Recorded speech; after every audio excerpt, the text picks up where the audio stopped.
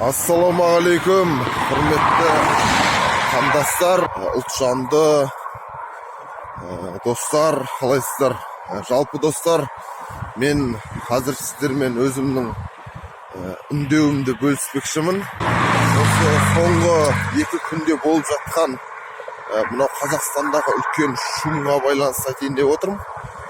Мен де жалпы ағаларымыздың, көптеген қандастарымыздың салғанына байланысты статусыма жалпы көк туымды салып, солай өзімнің қарсылығымды білдірген болатынмын кеше WhatsApp'та. Бірақ содан соң мынадай бір жағдайлар орын алды. Бір қарындасымыз жазады маған түнге қарай. Бұл қандай кино дейді. Мысалы, сосын жаңа менің азанда анам Ернар түнімен барлығы көк туын статусына салып кетті ғой. Кеше қандай дата болды дейді. Кеше бір айтулы мереке болды ма дейді анам маған. Содан соң мен былайша айтқанда мынадай бір ойға келдім. Енді жаман тепті мені бар ғой. Шынын айтқанда біз қазақтар өзіміз мынау сол кешегі фильмді, кешегі тірліктерді туға байланысты өзіміз негізі жарнамалап жіберіп жатырмыз. Өзіміз пиар жасап жатырмыз да, бір сөзбен айтқанда. Американдықтарда жалпы олар маркетингті, мынау жарнама саласын өте мықты меңгерген ғой. Олар білет та, вирусты маркетинг деген нәрсе болады.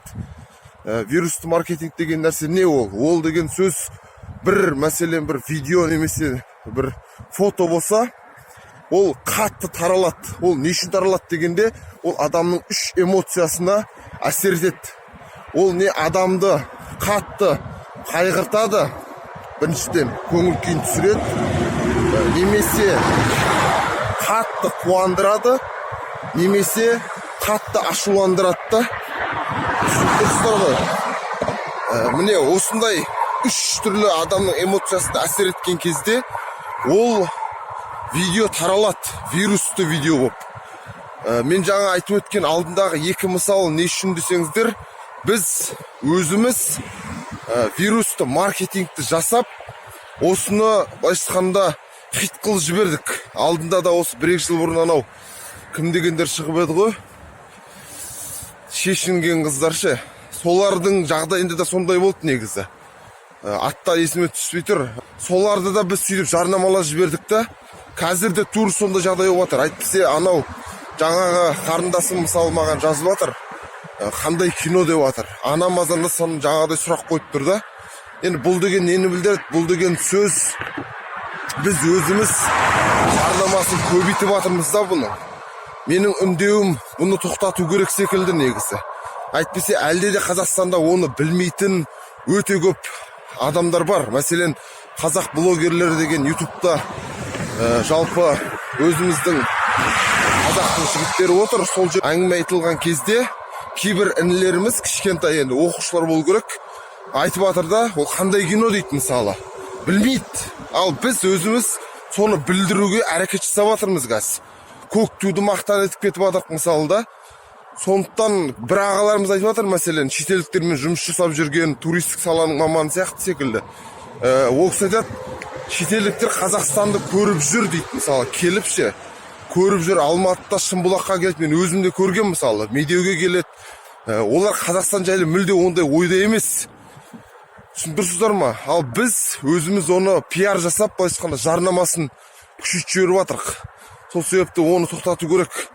Жалпы дана бабамыз Абай атамыз айтады ғой, ит мені қапты деп дейді. Мен оны қапсам, менің адамдық аузымнан не қалды дейді емес пе? Сол сияқты ит қапты.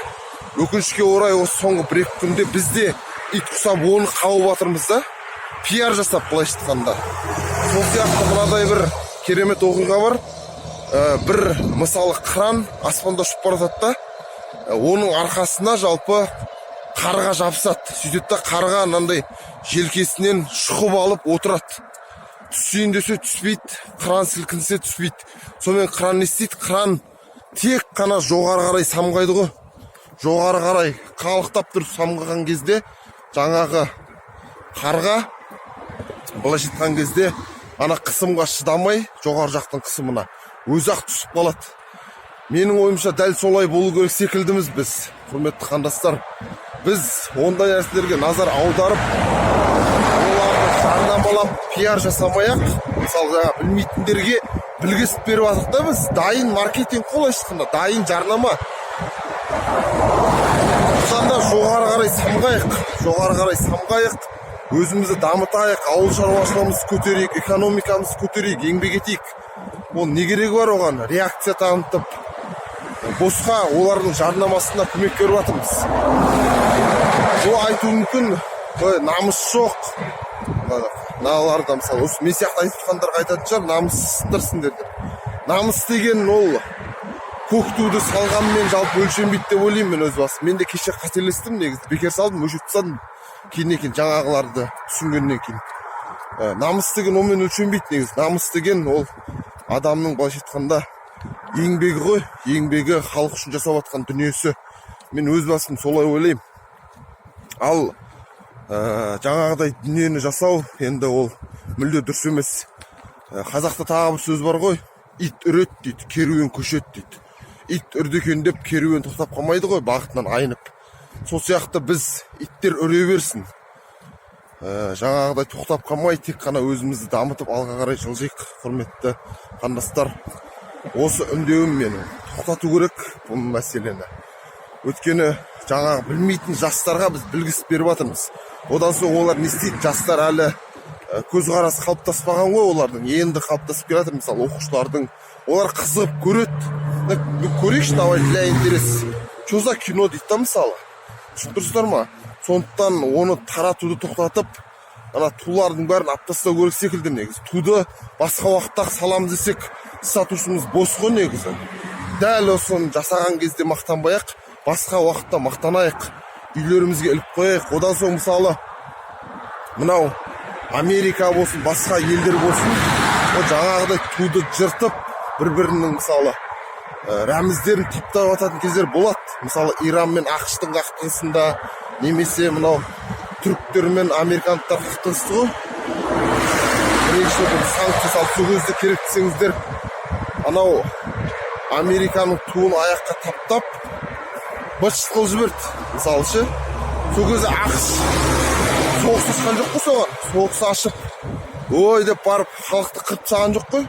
Реакция танытқан жоқ, олар просто өздерін дамытып жатыр. По-любому технологиялық жағынан Америкаға тәуелді болып жатыр да, басқа экономика жағынан да. Сол себепті менің үндеуім осылай, құрметті қандастар. Жалпы рахмет. Енді қандастар, жаңағы өзімнің сөзін толықтырып жіберейін. Жалпы маркетингте мынадай бір ұғым бар. Запуск деген нәрсе бар да, яғни қандай да бір өнім шығардан бұрын жарнамасы алдын ала жасалады. Мысалы, ол былай кезеңдерге бөлінеді. Предзапуск, запуск, постзапуск деп осындай кезеңдерге бөлінеді. Енді мына фильм жаңағы, ол дәл қазір предзапускте тұр. Ол әлі шыққан жоқ.